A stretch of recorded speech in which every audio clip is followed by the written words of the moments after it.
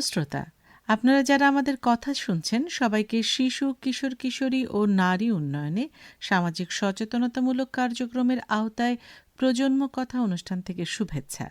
আমাদের আজকের পর্ব কৈশোরে উচ্চশিক্ষা অর্জনে প্রস্তুতি। অনুষ্ঠানটি গ্রন্থনা করেছেন KM সানাউল হক এবং অনুষ্ঠান উপস্থাপনায় আছি আমি সোহানা ইসরাত। কক্সবাজারের স্থানীয় শ্রোতাদের জন্য প্রজন্ম কথা অনুষ্ঠান প্রতি বুধবার সকাল 11:30 ইউনিসেফের সহযোগিতায় বাংলাদেশ বেতার কক্সবাজার কেন্দ্র থেকে প্রচারিত হচ্ছে FM 100.8 মেগাহার্জে। এই অনুষ্ঠান রেডিও সেটে এবং মোবাইল ফোনে শুনতে টিউন করুন FM 100.8 মেগাহার্জ।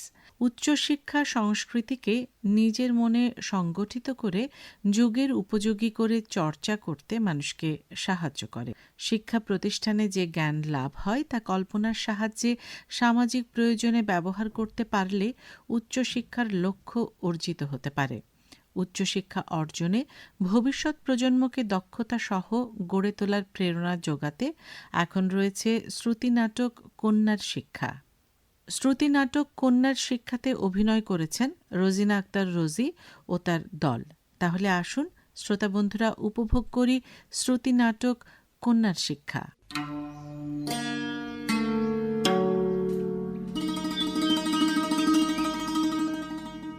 আজ সারা দেশে এইচএসসি ও সমমানের পরীক্ষার ফল প্রকাশিত হয়েছে।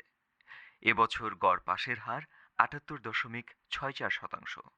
জিপিএ 5 পেয়েছে ৯২,৫৯৫ জন শিক্ষার্থী। পরীক্ষার পাশের হারে ও জিপিএ 5-এ মেয়েরা এবছরের ফলাফলেও এগিয়ে। প্রধানমন্ত্রী পরীক্ষায় উত্তীর্ণ সকল শিক্ষার্থীদের শুভেচ্ছা জানিয়েছেন। বেলা 11টায় ওয়েবসাইটে ও নিজ নিজ শিক্ষা প্রতিষ্ঠানে। আসসালামু আলাইকুম আন্টি, কেমন আছেন? কে? ও পারভিন? হ্যাঁ এই তো ভালো আছি। এসো এসো, ভেতরে এসো। জি আন্টি, আজ তো জান্নাতের এইচএসসি পরীক্ষার ফলাফল দিল, কেমন করলো সে? হ্যাঁ ভালো করেছে, জিপিএ 5 পেয়েছে। তুমি ওর ঘরে যাও, আমি মিষ্টি নিয়ে আসছি। জি আন্টি, জি। জান্নাত, অভিনন্দন তোমাকে। ধন্যবাদ আপু। কি ব্যাপার, তোমার মন খারাপ কেন? আজ তো খুশির দিন তোমার, তুমি জিপিএ 5 পেয়েছো। আপু, আসল কথা হলো আমি এইচএসসি পাশ করেছি। এটাই হলো সবচাইতে খারাপ খবর। কি ব্যাপার, এমন কেন বলছো তুমি?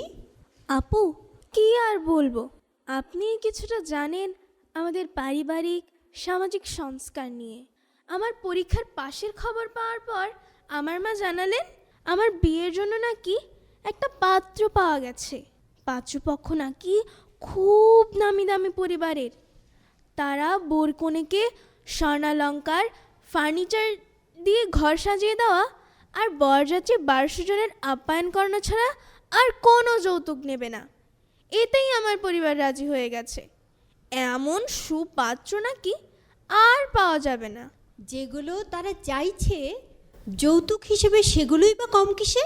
পাত্রপক্ষের চাহিদা পূরণ করতে কনে পক্ষকে কি নিদারুণ যন্ত্রণা পোহাতে হয় সেটা কি কেউ বোঝে? যৌতুক মূলত সমাজের কিছু মানুষের বিকৃত লালসাপূর্ণ মানসিকতা প্রকাশ করে। কিন্তু এর চেয়ে গুরুত্বপূর্ণ ব্যাপার হলো তোমাকে বিয়ে দেওয়ার প্রয়োজনই বা কি? আশ্চর্য তো, সামনে তোমার বিশ্ববিদ্যালয়ের ভর্তি পরীক্ষা। আমার কত স্বপ্ন ছিল আমি একজন আর্কিটেক্ট হব। এই নাও এই নাও, মিষ্টিটা খেয়ে নাও। তোমাকে আরও একটা শুভ সংবাদ জানাই পারভিন। জান্নাতের অনেক নামি দামি একটা পরিবারে বিয়ে ঠিক হয়েছে।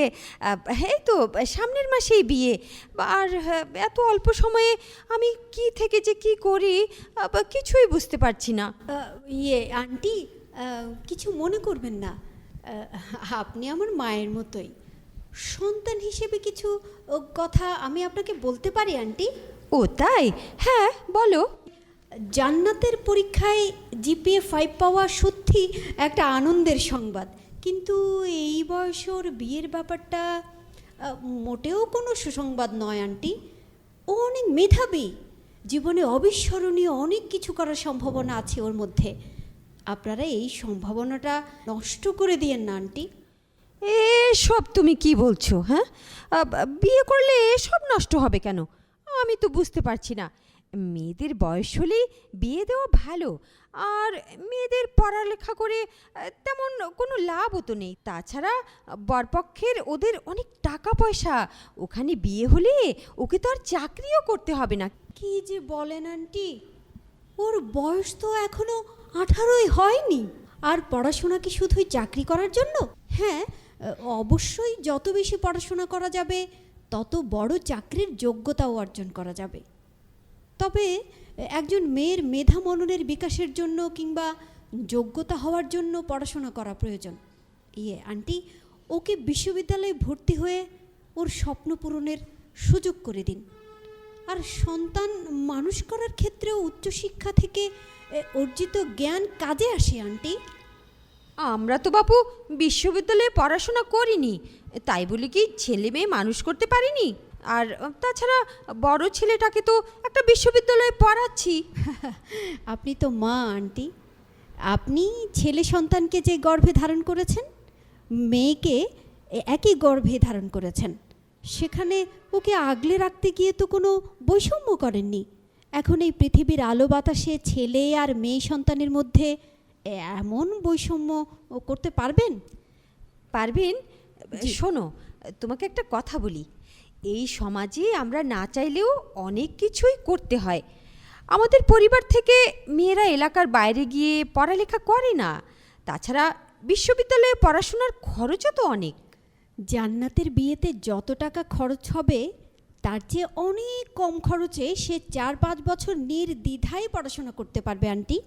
দেখুন না, ও ভালো ফলাফলের জন্য যে বৃত্তি পেয়েছে, সেই টাকা এতদিন পড়াশোনার কাজে খরচ করেছে। আগামী তো এমনটা হতে পারে আন্টি। আমি যখন ঢাকা বিশ্ববিদ্যালয়ে পড়তাম তখন পরিবার থেকে কোনো খরচ নেইনি আমি। উপরন্তু ক্লাসের পর টিউশনি করে, অনলাইনে ব্যবসা করে আমার পরিবারে আর্থিক সহায়তা করেছি আমি। এখন তো পড়াশোনার পাশাপাশি উপার্জনের আরও অনেক সুযোগ বেড়েছে। অনেকে অনলাইনে কাজ করে, কেউ উদ্যোক্তা হয়েছে। জান্নাতের কিন্তু ভাষা অনুবাদের দক্ষতা বেশ ভালো আন্টি। এটাকে কাজে লাগিয়ে অনলাইনের বাইরেও পত্রিকা বা প্রকাশনা সংস্থায় বা অন্য আরও অনেক ক্ষেত্রে উপার্জন করার সুযোগ আছে। আমার বিশ্বাস প্রয়োজন মতো ওর পড়াশোনার খরচ ও নিজেই চালিয়ে নিতে পারবে। আর পড়াশোনা শেষে যে পেশায় যেতে চায় সেখানেও সফল হবে। তা তো বুঝলাম। আচ্ছা, বিশ্ববিদ্যালয়ে পড়াশোনা করতে গেলে নাকি মেয়েদের মধ্যে অনেক পরিবর্তন আসে, আর পড়াশোনা শেষ করতেও তো অনেক সময় লেগে যাবে। এরপর একটা চাকরি পেতে আর চাকরি করে যেতেও নাকি অনেক অনেক ঝামেলা পোহাতে হয়। এত কিছু করার পরে ওর কি আর বিয়ে হবে? কেন হবে না আন্টি? আমি কিন্তু বিশ্ববিদ্যালয়ে পড়াশোনা শেষ করেই বিয়ে করি। স্বামী সন্তান নিয়ে সুখেই তো আছি। আর আপনি তো জানেনই, স্নাতকোত্তর পাশের পর থেকে জাতিসংঘের একটি প্রতিষ্ঠানে কর্মরত আছি। আমার অধীনে অনেক মানুষ কাজ করে। বিদেশিদের সাথে আমার নিয়মিত যোগাযোগ করতে হয়। বছরে কয়েকবার আমাকে দেশের বাইরে গিয়ে বাংলাদেশের প্রতিনিধিত্ব করতে হয়। সময়ের সাথে তাল মেলানোর জন্য বাংলা ইংরেজির পাশাপাশি আমি ফরাসি আর স্প্যানিশ ভাষাও শিখেছি আন্টি। এরকম আরও অনেক দক্ষতা অর্জন করেই আমি চাকরি করে যাচ্ছি। আমাকে অনেক অনেক পরিশ্রম করতে হয়েছে। একজন ছেলের চেয়ে অনেক বেশি চ্যালেঞ্জ মোকাবেলা করে আজ এই পর্যন্ত উঠে এসেছি। উচ্চশিক্ষা অর্জন না করলে আমার মধ্যে এই পরিবর্তনগুলো আসতো না আন্টি। বর্তমান সময়ে প্রাতিষ্ঠানিক শিক্ষা ছাড়া মানুষের মধ্যে ইতিবাচক পরিবর্তন আসা প্রায় অসম্ভব। সত্যি কথা বলতে আন্টি, আমি জান্নাতের মধ্যে আমার কৈশোরকে দেখতে পাই। আমি চাই ও ধীরে ধীরে নিজেকে যোগ্য করে তুলুক, নিজের পরিচয়ে সমাজে প্রতিষ্ঠিত হোক, আমাদের সবাইকে ছাড়িয়ে যাক। সবই তো শুনলাম। তোমার কথা শুনে মনে হচ্ছে আমি এতদিন একটা ভুল ধারণা নিয়ে বসেছিলাম। আসলে তুমি শিক্ষিত বলেই কিন্তু এত সুন্দর করে মেয়েদের জন্য উচ্চশিক্ষার প্রয়োজনীয়তা আমাকে বুঝিয়ে বললে। তুমি আমার ভুলে ভরা কথাগুলো মনোযোগ দিয়ে শুনে ভুল শুধরেও দিলে। তোমার মধ্যে সুশিক্ষা আছে বলেই তুমি এটা করতে পেরেছো। দেখুন না আন্টি, আমাদের সমাজে মেয়েদের উচ্চশিক্ষা অর্জনের পথে অনেক অনেক বাধা বিপত্তি রয়েছে, ভ্রান্ত সামাজিক মূল্যবোধ রয়েছে। সেগুলো অতিক্রম করতে সবার আগে পরিবার থেকে সহযোগিতা প্রয়োজন। আপনি তো মা, আপনি মেয়ের সব আকাঙ্ক্ষা বোঝেন। এই দেশমাতৃকার জন্য জান্নাতের মতো মেধাবী মেয়েদের উচ্চশিক্ষা অর্জন করা খুবই প্রয়োজন। ওদের হাতেই আগামীর বাংলাদেশ। ওরা উচ্চশিক্ষায় শিক্ষিত না হলে এই জাতির উন্নয়নের পথে অপ্রতিরোধ্য যাত্রা অব্যাহত থাকবে না। তুমি ঠিকই বলেছ মা। আমার উপর যত ঝড়ঝাপটাই আসুক, এখন আমি জান্নাতের বিয়ে কোনো মতেই হতে দেব না। যেভাবেই হোক জান্নাতকে বিশ্ববিদ্যালয়ে ভর্তির ব্যবস্থা আমি করবই করব। জান্নাত, হ্যাঁ বলো মা। এদিকে আয় মা, তুই ভালো করে পড়াশোনা কর মা। তোর স্বপ্নের পথে আমি কোনো বাধা আসতে দেব না। আর মা পারভিন, তোমাকে দেখে আজ জানলাম উচ্চশিক্ষা মানুষের বিবেক বিবেচনাবোধ জাগ্রত করে, পরিপূর্ণ মানুষ হয়ে উঠতে ভূমিকা রাখে। তুমি আজ আমার দৃষ্টি খুলে দিয়েছ। আন্টি, শুধু মেয়ে হিসেবেই নয়, একজন সাধারণ মানুষ হিসেবেই আমার দায়িত্ব ছিল আপনার সাথে এই বিষয়ে কথা বলা।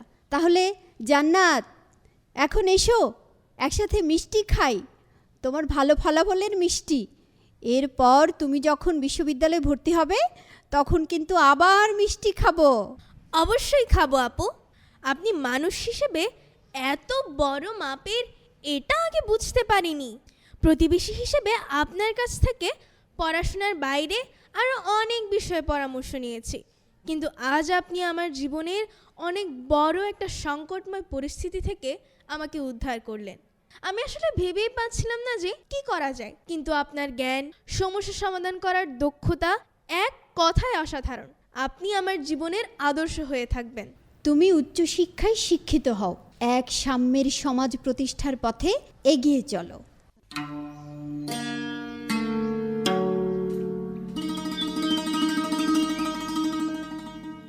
প্রিয় শ্রোতা, এতক্ষণ আপনারা শুনলেন শ্রুতি নাটক কন্যার শিক্ষা। অনুষ্ঠানের এ পর্যায়ে কৈশোরে উচ্চশিক্ষা অর্জনের ক্ষেত্রে যে ধরনের দক্ষতা উন্নয়ন প্রয়োজন সে বিষয়ে অংশগ্রহণকারীদের যুক্ত করে মতবিনিময় করতে বিশেষজ্ঞ অতিথি হিসেবে উপস্থিত আছেন জনাব মোহাম্মদ নাসির উদ্দিন, জেলা শিক্ষা অফিসার, কক্সবাজার, যিনি উচ্চশিক্ষা অর্জনের ক্ষেত্রে দক্ষতা উন্নয়ন নিয়ে দীর্ঘ সময় ধরে কাজ করে আসছেন। তাহলে শুরু করা যাক আজকের মতবিনিময় পর্ব। প্রিয় শিক্ষার্থীরা, তোমরা কেমন আছো? আলহামদুলিল্লাহ, আমি ভালো আছি। তোমরা এখন স্কুল পর্যায়ে পড়ো। তোমরা এখন ক্লাস 8-9-এর ছাত্রী, এখানে যারা আসছো ছাত্র। তো সামনে তোমাদের সুন্দর একটা ভবিষ্যৎ রয়েছে, যেটার জন্য নিজেকে তৈরি হতে হবে। তো তোমরা নিশ্চয়ই এই স্কুল জীবন শেষ করে কলেজ বা বিশ্ববিদ্যালয় লেভেল, এরপর উচ্চশিক্ষা আরও যা আছে এগুলি করার মধ্য দিয়ে আগামী দিনগুলিতে তুমি নিজেকে তৈরি করবে। অর্থাৎ এই মাধ্যমিক এবং উচ্চ মাধ্যমিক শিক্ষা স্তর শেষ করে তুমি উচ্চশিক্ষায় যাবে। তো আমি যদি পরবর্তী একটা কাজ করতে হয়, আমাকে এখন প্রস্তুতি নিতে হবে না? কাজে তোমরা এখন স্কুল লেভেলে পড়তে পড়তেই ভবিষ্যৎ নিয়ে তোমরা স্বপ্ন দেখবে এবং সেই স্বপ্নের রাস্তায় কীভাবে হাঁটবে, স্বপ্নের কাঙ্ক্ষিত পরিসীমায় তুমি কী করে পৌঁছবে, এইভাবে নিজেকে প্রস্তুত করতে হবে। তো কিভাবে তুমি নিজেকে তৈরি করবে এই স্তরে ভবিষ্যতের জন্য, এই বিষয়ে আমরা আজকে কিছু খোলাখুলি কথা বলবো, নিজের মত বিনিময় করবো, আমরা শেয়ারিং করব। বুঝতে পেরেছ? আমরা এখানে এই বাংলাদেশ বেতার কক্সবাজার কেন্দ্রের মাধ্যমে আমরা আমাদের বর্তমান এবং ভবিষ্যৎ স্বপ্ন এবং সেই স্বপ্ন পূরণের জন্য আমরা কীভাবে প্রস্তুতি নেব, প্রস্তুতি নিচ্ছি, এগুলি এই সমস্ত ব্যাপারে আমরা মত বিনিময় করব। এখন আমি আজকের আলোচনায় অংশগ্রহণকারী একজন কিশোরীর কাছে জানতে চাইব, যদি উচ্চশিক্ষা নিতে বিশ্ববিদ্যালয়ে ভর্তি হতে হয় বা বিদেশে পড়তে যেতে হয়, তাহলে সেই ক্ষেত্রে তুমি এখন কী ধরনের প্রস্তুতি নিচ্ছ? সাধারণ বিষয় ভিত্তিক জ্ঞান এবং ইংরেজি ভাষা চর্চা কিভাবে হচ্ছে তা নিয়ে তোমার কি গল্প আছে? আমি অষ্টম শ্রেণীর একজন শিক্ষার্থী। আমি বড় হয়ে পাইলট হতে চাই। আমি যেহেতু ভবিষ্যতে একজন পাইলট হতে চাই, সেজন্য আমার উচ্চশিক্ষা গ্রহণ করতে হবে। সেজন্য আমি নিজেকে এখন থেকে প্রস্তুত করছি। যেমন আমি যদি পাইলট হই, তাহলে আমার বিভিন্ন দেশে যেতে হবে, বিভিন্ন দেশের মানুষের সঙ্গে বিভিন্ন ভাষায় কথা বলতে হবে। সেজন্য আমি এখন থেকে ভাষাগত দক্ষতার অর্জনের চেষ্টা করছি। সেজন্য আমি স্কুলের কারিকুলামের পাশাপাশি অন্যান্য ভাষা শেখারও চেষ্টা করছি। তুমি চমৎকার আশাবাদী বক্তব্য রেখেছো, তুমি পাইলট হবে এবং সেই জন্য তুমি এখন কারিকুলার এক্সট্রা কারিকুলার বিভিন্ন কার্যক্রমে অংশ নিচ্ছ। তুমি তোমার আত্মবিশ্বাসী এই প্রয়াস নিশ্চয়ই তোমাকে তোমার কাঙ্ক্ষিত লক্ষ্যে পৌঁছিয়ে দিবে। এখন আমি আজকের আলোচনা অংশগ্রহণকারী সম্মানিত শিক্ষকের কাছে জানতে চাইব, শিক্ষা প্রতিষ্ঠান থেকে যদি শিক্ষকগণ উচ্চশিক্ষা অর্জনে এমন ব্যবস্থা করেন যেখান থেকে শিক্ষার্থীরা সকল তথ্য পাবে, কোন ধরনের বিষয় নিলে কোন ধরনের পেশায় যেতে পারবে, অথবা যে কোনো বিষয় পড়ে সরকারি বিশেষ পরীক্ষায় অংশগ্রহণ করতে পারবে, নিজের উদ্যোগে ব্যবসা করতে পারবে, এছাড়া দক্ষতা অর্জন করতে পারবে, এই বিষয়ে আপনার অভিজ্ঞতা ও মতামত জানতে চাই। ধন্যবাদ স্যার আপনাকে। যে কোনো বিষয় পড়ে বিসিএস পরীক্ষায় অংশগ্রহণ করতে পারবে এবং বিভিন্ন উদ্যোগী ব্যবসা গ্রহণ করতে পারবে। এছাড়া তাদের নিজেদের আরও দক্ষতা অর্জনের ক্ষেত্রে তাদের যে আইসিটি বিষয়ক জ্ঞান, সে বিষয়ে তাদের দক্ষতা অর্জন করতে হবে। আর তাছাড়া শিক্ষার্থীদের বেশি পার্টিসিপেটরি মেথড যেটা, এটাতে তাদের অ্যাপ্লাই বেশি করতে হবে। তো আমি সেটা মনে করি। আর এই ক্ষেত্রে যদি শিক্ষার্থীদের এখন আমাদের যে নতুন কারিকুলাম, ওখানে আমাদের অভিজ্ঞতা, দক্ষতা এইসব বিষয়ে যে রয়েছে, ওখানে যে একক কাজ, দলগত কাজ, এই বিষয়ে যদি তাদের বেশি বেশি অংশগ্রহণ থাকে, তাহলে দেখবেন যে আমাদের শিক্ষার্থীরা বেশি বেশি সাফল্য অর্জন করবে তাদের। ধন্যবাদ। আমি আপনার এই বিষয়ে একটু সাপ্লিমেন্ট করি, সেটা হচ্ছে আপনারা মাঝে মাঝে অভিভাবক সমাবেশ করেন, সেখানে বাচ্চাদের উচ্চশিক্ষার ব্যাপারে তাদেরকে মোটিভেট করতে পারেন। বাচ্চাদেরকে বিভিন্ন লিডারশিপের উপরে কিন্তু তাদের মোটিভেশন দেওয়াটা খুব প্রয়োজন। এখন প্রযুক্তির যুগ, আপনারা বাচ্চাদেরকে ইনফরমেশন সেন্টার করে সেখানে ভবিষ্যতের জন্য তাদের বিভিন্ন বিষয়ক ইনফরমেশন আপনারা যদি সেখানে প্রোভাইড করতে পারেন, বাচ্চারা সেখানে এসে সেগুলি দেখে সে ভাবতে ভাবতে সে আস্তে আস্তে আগ্রহী হবে এবং উদ্যোগী হবে। আমার মনে হয় শিক্ষা প্রতিষ্ঠানে এই বিষয়ে একটা সেলের কথা আমরা আগেও বলেছি, একটা পরামর্শ সেল গঠন করে তারা নিয়মিতভাবে গবেষণা করবে, বাচ্চাদের সাথে মত বিনিময় করবে এবং তাদের ইনফরমেশনগুলো দেওয়ার চেষ্টা করবে এবং প্রধান শিক্ষক মহোদয়কে বা প্রতিষ্ঠান প্রধানকে পরামর্শ দিয়ে বাইরের লিডারদেরকে নিয়ে আসা এবং অভিভাবকদের সাথে এই বিষয়ক শেয়ারিং কেয়ারিং করা যায়। যদি করা যায় তাহলে আমার মনে হয় আমাদের এই বাচ্চাদের ভবিষ্যতে উচ্চশিক্ষা অর্জনের যে রাস্তাটা আমরা সহজ করে দিতে পারবো। দেশের জনশক্তির একটি বিরাট অংশ পিছিয়ে পড়ার অন্যতম কারণ হচ্ছে তাদের পারিবারিক সমর্থনের অভাব। আরও কারণ আছে, সামাজিকীকরণ প্রক্রিয়া। সামাজিকীকরণ মানে কি? যে প্রক্রিয়ার মাধ্যমে একজন শিশু সামাজিক মানুষে পরিণত হয়, অর্থাৎ সামাজিক রীতি নীতি, আচার ব্যবহার, পারস্পরিক ক্রিয়া প্রতিক্রিয়ার যে দক্ষতাগুলি সে শিখে, এই শেখার প্রক্রিয়া হচ্ছে সামাজিকীকরণ। এই সামাজিকীকরণ প্রক্রিয়াতে আমরা পিছিয়ে আছি। বিভিন্ন কুসংস্কার আছে সামাজিক, এবং পারিবারিক দায়বদ্ধতা আছে। আমরা অনেক সময় পরিবারের বিভিন্ন সমস্যার কারণে পরিবারের কাছে আমাদের যে দায়বদ্ধতা, সেই জন্য এটাকে পাশ কাটিয়ে আমরা উপলব্ধি করতে পারি না। পরিবারের সমর্থনের অভাবে অনেক সম্ভাবনাময় মেয়েদের জীবন ব্যর্থতায় ডুবে যায়, কারণ পরিবার তাকে হয়তো অল্প বয়সে বিয়ে দিয়ে দিল বা লেখাপড়াটা করতে আগ্রহী হলো ইত্যাদি। সমস্যা সমাধানে পর্যায়ক্রমে কাজ করতে হবে, বিদ্যালয়, সমাজ থেকে শুরু করে রাষ্ট্রীয় পর্যায়েও। মেয়েরা যখন সকল ধরনের কাজের সাথে যুক্ত, পড়ালেখার পাশাপাশি ছেলে মেয়েদের সকলের মধ্যে পরিবার ও সামাজিক নিয়মনীতি ব্যবস্থাপনার দক্ষতাও গড়ে তুলতে হবে। তবে এখনও মেয়েরা বিভিন্ন জায়গায় নিরাপত্তাহীনতা ভুগে। বাড়ির বাইরে পা দিতে গেলে বাবা মার প্রথম চিন্তা আসে, কোনো সমস্যা হবে না তো?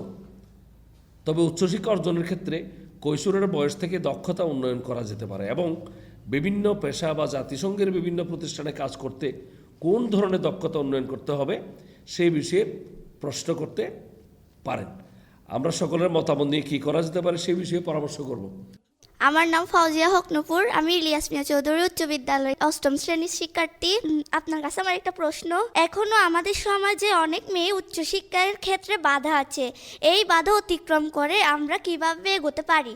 এখন প্রথম তুমি নিজে ভাবো যা আমাকে উচ্চশিক্ষা অর্জন করতে হবে। 1 নম্বর ইচ্ছাটা পোষণ করো। 2 নম্বর আত্মশক্তি বা আত্মবিশ্বাসটা অর্জন করো যে হ্যাঁ আমি পারবো এটি। 3 নম্বর এবার দেখো তুমি তোমার পরিবারে কি বাধা আছে কিনা। যদি এমন হয় যে বাবা আমাদের সক্ষমতা আছে কিন্তু তারা চাচ্ছেন না, তাহলে তাদেরকে মোটিভেট করতে হবে যে আব্বা আম্মা আমি তো বড় হতে চাই, আমি আমার লেখাপড়া কন্টিনিউ করতে চাই। তারা যদি না মানেন তাহলে তোমার শিক্ষক আছেন, আত্মীয় স্বজন আছেন, যাদেরকে দিয়ে তাদেরকে বলালে তারা উদ্বুদ্ধ হবেন, রাজি হবেন, তাদেরকে দিয়ে বলাতে হবে। বিশেষ করে তোমার শিক্ষক শিক্ষিকা এই ব্যাপারে তোমাকে সাহায্য করতে পারেন। এর পরবর্তী হচ্ছে তুমি উচ্চশিক্ষা অর্জনের ক্ষেত্রে তোমার আরও কী কী করতে পারো। এটার জন্য অনলাইনে তোমরা এখন ইন্টারনেট ব্যবহার করো, গুগল ব্যবহার করো, পেপার পত্রিকা পড়ো, সেগুলির মাধ্যমে তুমি এই বিষয়ে তোমার আরও দক্ষতা অর্জন করতে পারো। তাহলে কি সিদ্ধান্তটা তোমাকে নিতে হবে, এই পথগুলি তোমাকেই নিজের করতে হবে। আমার নাম তানবিরুদ্দিন আহমদ, আমি 10ম শ্রেণীর ব্যবসায় শিক্ষা বিভাগের একজন নিয়মিত ছাত্র। স্যার, আমার একটা প্রশ্ন হলো, ভবিষ্যতে উচ্চশিক্ষা নিশ্চিত করতে এই কিশোর বয়সে আমরা কি কি দক্ষতা অর্জন করতে পারি?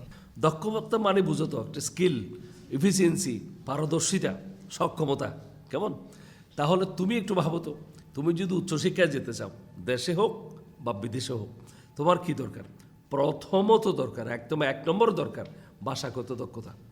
ভাষাগত দক্ষতা মানে তোমার বিশুদ্ধ উচ্চারণে হচ্ছে সেই ভাষাটা বলার, পড়ার এবং লেখার দক্ষতাটা অর্জন করতে হবে। এরপরে দরকার তোমার খুব বেশি ইম্পর্ট্যান্ট হচ্ছে মানুষের ভাষা, বিজ্ঞান, গণিত। এই 3টা জিনিস সব কিছুকে নিয়ন্ত্রণ করে, খেয়াল করবা। ভাষার জ্ঞান যার দক্ষতা আছে সে থেমে থাকবে না। তারপর হচ্ছে বিজ্ঞান। এখন সমগ্র পৃথিবীকে নিয়ন্ত্রণ করছে বিজ্ঞান, প্রযুক্তির কথা পরে আসছি। বিজ্ঞানের চরম উৎকর্ষর যুগ আমরা অতিক্রম করছি। সুতরাং বিজ্ঞান বিষয়ক যাদের পক্ষে সম্ভব দক্ষতা বাড়াতে হবে বিজ্ঞানের বিভিন্ন সাবজেক্টে। এরপরে গণিত কিন্তু লাগবে, মিনিমাম গণিতের উপর নিজের দক্ষতা লাগবে। আর যদি উচ্চশিক্ষায় তুমি চিন্তা করো তুমি অন্য লাইনে যাবে, তুমি প্রশাসন লাইনে যাবে কিংবা তুমি সাহিত্যিক লাইনে যাবে, সেক্ষেত্রে হয়তো তোমার গণিত দরকার নাও হতে পারে, কিন্তু এই স্তরে লাগবে। কেমন? আরেকটা জিনিস খুব ইম্পর্টেন্ট বর্তমান সময়ে, কারণ আমরা শুনেছি যে আমরা এখন 4র্থ শিল্প বিপ্লবের যুগে প্রবেশ করেছি। এই যুগটাকে নিয়ন্ত্রণ করছে তথ্য প্রযুক্তি, আইসিটি বেসড সব কিছু। সুতরাং কম্পিউটার নলেজটা আমাদের লাগবে। তাহলে আমার কী কী লাগবে? আমার ভাষা লাগবে, পড়া, লেখা, বলা, তারপরে বিজ্ঞান লাগবে, গণিত লাগবে, খুব ইম্পর্টেন্টলি লাগবে আমার আইসিটির উপর দক্ষতা, কম্পিউটার বেস দক্ষতা। ঠিক আছে, থ্যাংক ইউ। আমি একজন অভিভাবক হিসাবে আমার একটি প্রশ্ন। আমরা উচ্চশিক্ষা শিক্ষার্থীদেরকে বা আমাদের ছেলে মেয়েদেরকে দেওয়ার জন্য অত্যন্ত আগ্রহের সহিত আমরা কাজ করে থাকি এবং বিদ্যালয়ে পাঠাই বা কলেজ ভার্সিটিতে আমরা পাঠাই।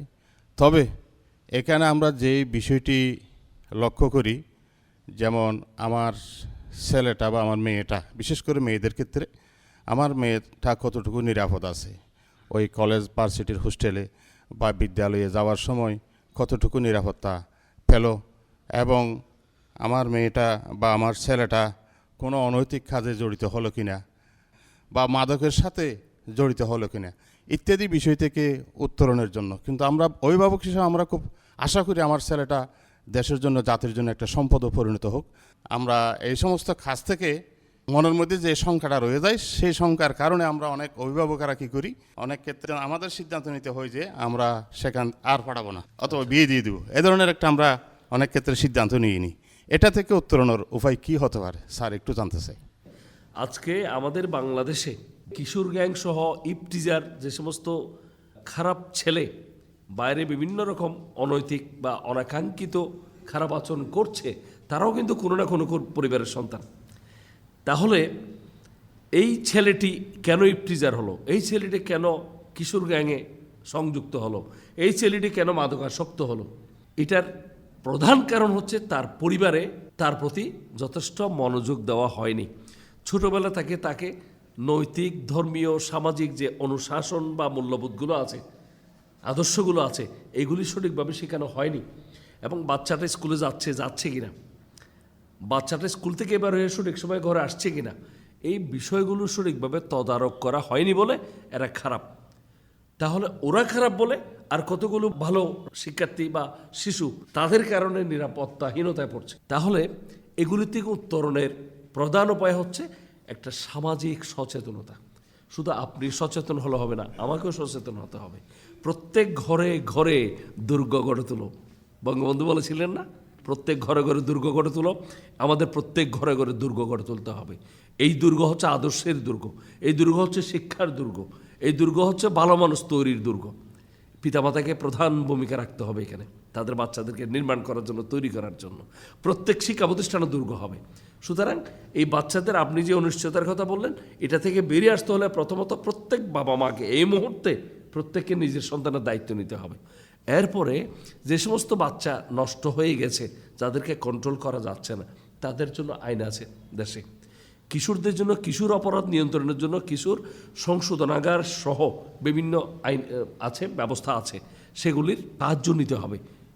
আর মাদকাসক্তি সবচেয়ে ভয়াবহ একটা আশঙ্কা, বিপদ, সেটার জন্য ওই বাচ্চাদেরকে, যেটা বলছিলাম, তাদেরকে ছোটোবেলা থেকেই তাদের ধর্মীয় এবং নৈতিক মূল্যবোধ যেগুলো আছে, অর্থাৎ ভালো মন্দ বিচার করে ভালোটাকে গ্রহণ করা, মন্দটাকে পরিহার করা, এরকম একটা স্ট্রং মানসিকতা যদি আমরা তাদের ভিতর তৈরি করে দিতে পারি, আমার বাচ্চা নষ্ট হবে না, মন্দ বন্ধুবান্ধবের সাথে মিশবে না, মাদকাসক্তিতেও যাবে না।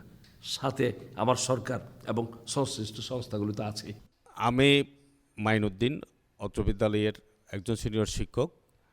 আমাদের শিক্ষার্থীদের দক্ষতা অর্জনে, তাদের উচ্চশিক্ষা অর্জনের ক্ষেত্রে আমরা আরও কি পদক্ষেপ গ্রহণ করতে পারি স্যার?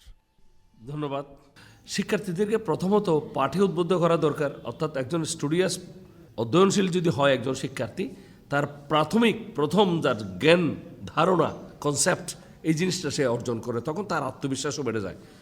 এবং একজন শিক্ষার্থী যখন লেখাপড়ায় ভালো করে, সে তখন উচ্চশিক্ষার প্রতি আগ্রহী হয়। এটা একটা স্বাভাবিক প্রক্রিয়া, এটি একটি আছে। এই জন্য আপনারা যে সমস্ত প্রক্রিয়া গ্রহণ করেন, এটা আরেকটু মনোযোগী, আরেকটু প্ল্যান্ড ওয়েতে, পরিকল্পিতভাবে আপনারা করবেন, এটি একটি। 2 নম্বর হচ্ছে, বর্তমান নিউ কারিকুলামের মাধ্যমে সরকারও এটি চাচ্ছেন যে শিক্ষার্থীরা আরও বিভিন্ন এক্সট্রা একাডেমিক বা এক্সট্রা কারিকুলার সহ পাঠ্যক্রমিক কার্যাবলী বলছি আমরা, সেখানে ক্রীড়া, সাহিত্য, সংস্কৃতির বিভিন্ন অংশ, যেমন কেউ খেলাধুলায় পারদর্শী হয়েছে বিকেএসপি সহ বাংলাদেশে বা বাংলাদেশের বাইরেও ক্রীড়া বিষয়ক তার ভবিষ্যৎ নির্মাণের জন্য সে উচ্চশিক্ষায় যেতে পারে। সুতরাং আপনি এখানে ক্রীড়াবিদ তৈরি করতে পারেন, বাচ্চাদেরকে খেলাধুলায় নিয়মিত প্র্যাকটিস করানোর মাধ্যমে। এরপরে আপনি যারা ভালো আবৃত্তি করে, যারা বক্তৃতা দেয়, যারা বিতর্ক করে, এই বাচ্চাগুলো কিন্তু থেমে থাকে না। সুতরাং এই সমস্ত অ্যাক্টিভিটির মাধ্যমে আপনি দক্ষ শিক্ষার্থী তৈরি করতে পারেন। প্রিয় শিক্ষার্থীরা, তোমাদের নিজেদের, তোমাদের গার্জিয়ানদের, তোমাদের শিক্ষকদের প্রত্যেককেই কিন্তু এই বিষয়ে এগিয়ে আসতে হবে। কারণ একজন শিক্ষার্থী বা একজন শিশুর ভবিষ্যৎ বা জীবনটা তৈরি হয় কিন্তু এই 3 স্তরের সঠিক সিদ্ধান্তের কারণে। সুতরাং আমার মনে হয় আমাদের কয়েকটি কাজ করতে হবে। একটি হচ্ছে, কিশোরীর পরিবার বাল্যবিয়ে বা অন্য কোনো কারণে উচ্চশিক্ষা বন্ধ করে দিতে চাইলে নিজে বা বিশ্বস্ত ও নির্ভরযোগ্য মানুষের সাহায্য নিয়ে অভিভাবককে বোঝানো যেতে পারে। অর্থাৎ ওই কিশোরী যার বিয়ে দিতে চাচ্ছে, সে তার পরিবারকে বোঝাবে অথবা তার শিক্ষক বা অন্য কারো মাধ্যমে বাবা মাকে বোঝাবেন। এটি একটি ইম্পর্টেন্ট কাজ আমাদের। দ্বিতীয়ত, আর্থিক অসচ্ছলতা থাকলে পড়াশোনার পাশাপাশি টিউশনি, অনলাইনে বিভিন্ন কাজ, কৃষিকাজ, ক্ষুদ্র ব্যবসায় উদ্যোগ ইত্যাদি পন্থা। তৃতীয়ত, চাকরির জন্য নিজেকে যোগ্য করে তুলতে বিভিন্ন রকম দক্ষতা অর্জন করা যেতে পারে। এটা ভবিষ্যতে চাকরির জন্য তুমি তোমার লেখাপড়া শেষ করার পরে প্রয়োজন অনুসারে বিভিন্ন কোর্স করা যেতে পারে। তোমরা বলেছো তোমরা বিভিন্ন ল্যাঙ্গুয়েজ কোর্স করছো, যেমন যে আমার ভবিষ্যৎ পাইলট মেয়েটি বললো যে আমি এখন ভাষা শিখছি, বিভিন্ন কোর্স করছি কম্পিউটারের উপর, ভাষার উপর, আরও বিভিন্ন দক্ষতার উপর। কিন্তু তোমার আশেপাশে বিভিন্ন কোর্স করার সরকারি এবং বেসরকারি সুযোগ রয়েছে। সুতরাং এই বিষয়গুলো আমাদের করতে হবে। সমাজে সকলের মানুষ হিসেবে বেঁচে থাকার অধিকার প্রতিষ্ঠা প্রয়োজন। বাবা মার তার সন্তানকে ভালো মানুষ হিসেবে গড়ে তুলতে হবে, তার সুস্থ এবং সুন্দর মানসিক বিকাশ নিশ্চিত করতে হবে যেন সে মানুষ হয়ে গড়ে উঠতে পারে। পাশাপাশি তাদেরও ভালো মানুষ হতে হবে। মেয়ে শিশুদের তার পছন্দের এবং জীবনের অভ্যস্ততার সাথে মানানসই বিষয় নিয়ে গবেষণার সুযোগ দিতে হবে। বেশিরভাগ ক্ষেত্রে মেয়েদের আমরা ঘরের কাজ, রান্না শেখায় শুধু পরিবারকে সামাল দিতে হবে বলে। কিন্তু পরিবার হবে ছেলে মেয়ে দুজনের জন্য সমানভাবে শেখার ক্ষেত্র। ছেলেরা যখন বাইরে পড়তে যায় তখন খাওয়া নিয়ে অনেক সমস্যা পড়ে, তবে এখন ছেলেরা রান্না একটু একটু করে শিখছে। কৈশোরে শিখতে হবে কিভাবে একটি পরিবার চলে, সদস্য হিসেবে তার দায়িত্ব কী, কীভাবে ভালো সম্পর্ক বজায় রাখতে হয়। পড়ালেখার পাশাপাশি এই দক্ষতাগুলি থাকার প্রয়োজন ছেলে এবং মেয়ে উভয়ের। আজকের আলোচনার এই পর্যায়ে এসে আপনাদের কাছে জানতে চাই, বর্তমানে শিক্ষা প্রতিষ্ঠানে উচ্চশিক্ষা অর্জনের সহায়তার জন্য কোন ধরনের ব্যবস্থা বা দক্ষতা উন্নয়নের সুযোগ রয়েছে? ভবিষ্যতে কোন ধরনের ব্যবস্থার পরিবর্তন আনা প্রয়োজন? আমার নাম জারিয়া তাবাসসুম, আমি 8ম শ্রেণীর একজন শিক্ষার্থী। আমাদের স্কুলে বিভিন্ন ধরনের সুযোগ রয়েছে, যেমন রুম টু রিডের সহযোগিতা এবং শিক্ষকদের সহযোগিতা, পাঠাগারের সহযোগিতা। এই স্কুলের বিভিন্ন আয়োজন করা হয়, খেলাধুলা ইত্যাদি। এইসব আয়োজনে অংশগ্রহণ করে আমরা দক্ষতা অর্জন করতে পারছি। আমার নাম তানভীরউদ্দিন আহমদ, আমি 10ম শ্রেণীর শিক্ষার্থী। আমাদের স্কুলে বিভিন্ন বিষয়ে আমাদেরকে প্রশিক্ষণ দেওয়া হয়, যেমন আইসিটি বিষয়ে। এছাড়া আমাদের ল্যাব রয়েছে, ডিজিটাল ল্যাব। তবে আমাদের স্কুলে ইংলিশের একটা কমন রুম থাকলে আমরা ইংরেজি ভাষায় দক্ষতা অর্জন করতে পারি। আমি 10ম শ্রেণীর শিক্ষার্থী, আমার নাম ফাইজা আফরিন সাদিয়া। আমাদের বিজ্ঞান ল্যাবে বিভিন্ন ধরনের উপকরণ আছে, আরও যদি যুক্ত করা হয় তাহলে আমরা সেখান থেকে আরও বেশি শিক্ষা গ্রহণ করতে পারবো। আমি শাওন আরফাত জিশান, উচ্চ বিদ্যালয় 10ম শ্রেণীর বিজ্ঞান বিভাগের একজন ছাত্র। আমাদের বিদ্যালয়ে বিজ্ঞান ল্যাব রয়েছে এবং কম্পিউটার ল্যাব রয়েছে এবং আরও অন্যান্য সুযোগ সুবিধা রয়েছে। আমরা এগুলোতে নিয়মিত চর্চা করি। এখানে অনেক উপকরণ আছে, কিন্তু আমি মনে করি এগুলোতে যদি আরও নতুন নতুন কিছু যুক্ত করা যায়, নতুন নতুন উপকরণ এবং বিভিন্ন বিষয়, তাহলে আমরা উচ্চশিক্ষায় দক্ষতা অর্জনের জন্য আরও অনেক সুবিধা পাবো। যেহেতু আমরা উচ্চশিক্ষা গ্রহণ করতে চাই, সেজন্য এখন থেকেই নানা বিষয়ে দক্ষতা অর্জনের জন্য আমরা এগুলো চর্চা করতে চাই এবং এগুলো চর্চা করা প্রয়োজন বলে আমি মনে করি। আমি শিক্ষার্থীদের মতামত শুনলাম, সম্মানিত শিক্ষক অভিভাবকের মতামত শুনলাম। যেটি মনে হচ্ছে তোমাদের শিক্ষা প্রতিষ্ঠানে অনেক বিষয়ে কিন্তু চমৎকারভাবে তোমাদেরকে নার্সিং করা হচ্ছে, কিন্তু আরও সুবিধা প্রয়োজন। তোমাদের ল্যাবগুলিতে সক্ষমতা বাড়ানো দরকার, বিভিন্ন অ্যাপারেটাস বাড়াতে হবে, লাইব্রেরিতে বই বাড়াতে হবে, কম্পিউটার ল্যাবে কম্পিউটারের আরও সুবিধা বাড়াতে হবে, এগুলি তোমরা বলছো। এবং আমি মনে করি তোমরা আরেকটা জিনিস যেটা বলতে চেয়েছো সেটা হচ্ছে লেখাপড়ার পাশাপাশি এই ল্যাবসহ বিভিন্ন computer club, Literary club, debating club সহ অন্যান্য যে বিষয়গুলো, এগুলিতে তোমাদের প্র্যাকটিস করার বা এগুলিতে তোমাদের নিজেকে সংযুক্ত করার সুবিধাও বাড়াতে হবে, এইটাও তোমরা বলেছ, যেটা আমি খুবই অ্যাপ্রিসিয়েট করি। তোমরা যথার্থই বলেছ যে সুবিধা বাড়াতে হবে এবং সেই সুবিধাগুলো যেন তোমরা ব্যবহার করে নিজেকে নির্মাণ করতে পারো, তৈরি করতে পারো ভবিষ্যতের জন্য, এইটাও নিশ্চিত করতে হবে শিক্ষা প্রতিষ্ঠানকে। এটা তোমরা খুবই চমৎকার বলেছ। Thank you. প্রিয় শ্রোতা, আপনারা শুনলেন প্রজন্ম কথা অনুষ্ঠানের আজকের পর্ব, কৈশোরে উচ্চশিক্ষা অর্জনে প্রস্তুতি। অনুষ্ঠানটি প্রচারিত হচ্ছে ইউনিসেফের সহযোগিতায় বাংলাদেশ বেতার কক্সবাজার কেন্দ্র থেকে FM 100.8 মেগাহার্টজে। আমাদের সাথে ছিলেন বিশেষজ্ঞ অতিথি জনাব মোহাম্মদ নাসির উদ্দিন, জেলা শিক্ষা অফিসার কক্সবাজার। বিশেষজ্ঞ অতিথির সাথে যে কিশোর কিশোরী এবং তাদের অভিভাবক মতবিনিময়ে অংশ নিয়েছেন, সবাইকে ধন্যবাদ জানাই। প্রিয় শ্রোতা, এখন শুনবেন কিশোর কিশোরীদের উচ্চশিক্ষা অর্জনের ক্ষেত্রে দক্ষতা উন্নয়নের বর্তমান অবস্থা অনুযায়ী ভবিষ্যতে উন্নয়নের জন্য কি করা যেতে পারে সেই বিষয়ে পরামর্শ। একজন শিক্ষার্থীকে বাংলা ভাষার পাশাপাশি আরও একাধিক ভাষা যেমন ইংরেজি, ফরাসি, স্প্যানিশ লিখতে, পড়তে এবং বলতে পারার দক্ষতা অর্জন করতে হবে। তাকে নিজ সামাজিক অবস্থা ও মূল্যবোধ নিয়ে জ্ঞান অর্জন করতে হবে। ব্যক্তিগত গণ্ডির বাইরে উপস্থাপন ও যোগাযোগ বাড়াতে হবে। সূক্ষ্ম চিন্তা, সৃজনশীল চিন্তা, সমস্যা সমাধান করার দক্ষতা অর্জন করতে হবে। তার ভেতর দলবদ্ধভাবে কাজ করার দক্ষতা ও মানসিকতা জাগ্রত করতে হবে। তাকে অন্যের মতামতের প্রতি শ্রদ্ধাশীল থেকে অন্যের কথা সক্রিয়ভাবে শোনার দক্ষতা অর্জন করতে হবে। তার শিল্প ও সংস্কৃতি এবং সামাজিক ও ধর্মীয় মূল্যবোধ বিষয় নিয়ে জ্ঞান থাকতে হবে। এছাড়াও আন্তর্জাতিক বিষয় নিয়ে জ্ঞান থাকাও আবশ্যক। পাশাপাশি ইন্টারনেট ব্যবহারের মাধ্যমে ইমেইল, বিভিন্ন ওয়েবসাইট থেকে তথ্য সংগ্রহ করা, টাইপিং ইত্যাদি বিষয়ে ধারণা এবং বিভিন্ন বৃত্তি বা পড়াশোনার পাশাপাশি উপার্জনের ব্যবস্থা করার দক্ষতা থাকা প্রয়োজন। প্রিয় শ্রোতা, এই অনুষ্ঠানটি প্রচারিত হচ্ছে ইউনিসেফের সহযোগিতায় বাংলাদেশ বেতার কক্সবাজার কেন্দ্র থেকে FM 100.8 মেগাহার্জে। বাংলাদেশ বেতার কক্সবাজার কেন্দ্র ফেসবুক পেজে অনুষ্ঠান সম্পর্কে সুনির্দিষ্ট মতামত জানাতে পারেন। কিশোর কিশোরী শ্রোতা ক্লাবের সদস্যরাও সরাসরি অনুষ্ঠান সম্পর্কে তাদের মতামত জানাতে পারবেন। সুপ্রিয় শ্রোতা, আজকের মতো এখানেই বিদায় নিচ্ছি। যারা অনুষ্ঠানটি শুনেছেন এবং যুক্ত ছিলেন তাদের প্রত্যেককে জানাই আন্তরিক ধন্যবাদ। সকলের সুস্থতা কামনা করে শেষ করছি প্রজন্ম কথা অনুষ্ঠানের আজকের পর্ব, কৈশোরে উচ্চশিক্ষা অর্জনে প্রস্তুতি। প্রত্যেক শিশুরই সুন্দর পৃথিবীতে সুস্থভাবে বেঁচে থাকার অধিকার রয়েছে, তাই তাদের প্রতি আরও যত্নশীল হতে হবে। পরবর্তী অনুষ্ঠান নতুন কোনো বিষয়। প্রতি রবিবার সকাল 11:30 শোনার আমন্ত্রণ রইল প্রজন্ম কথা। সবাইকে ধন্যবাদ।